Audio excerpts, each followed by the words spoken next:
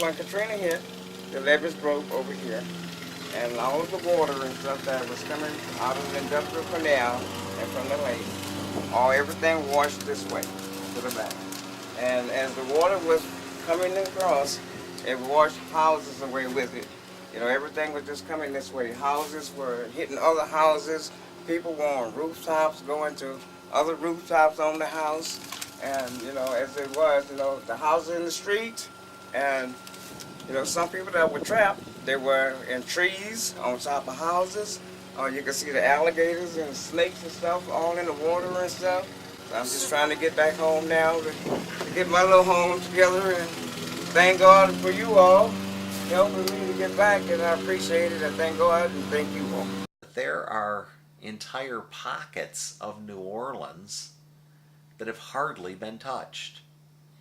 There are people that have been ripped off by insurance people and contractors, seniors that haven't been able to take steps, people who have either put themselves or just been, because of life, in a financial bind.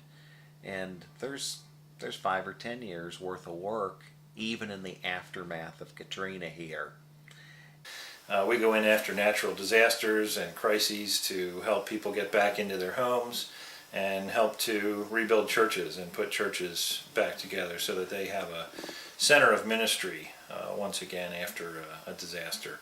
We have 4 objectives whenever we go into a response. Our first objective is we want to see the body restored.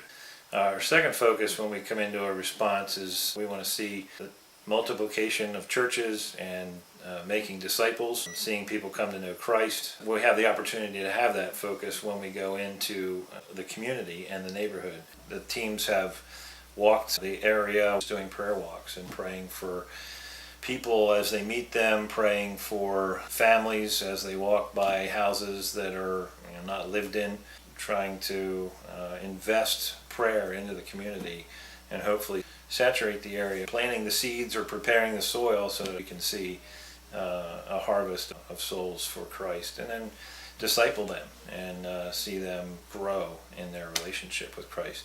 The third focus that we have is really more of an outward focus, and it focuses on the volunteers. We want to see them transformed. We want to see them come to know God, come to see God in a new way, which kind of leads to the fourth focus that we have. We want to see communities and churches transformed as these volunteers go home. See them start maybe a new ministry in their own home community or their own home church. If you're one of the individuals that's still hurting, it's painful. It's like you don't know some days how you're going to make it. The work needs to continue, both here in New Orleans and then in places that have disasters around the country and the world.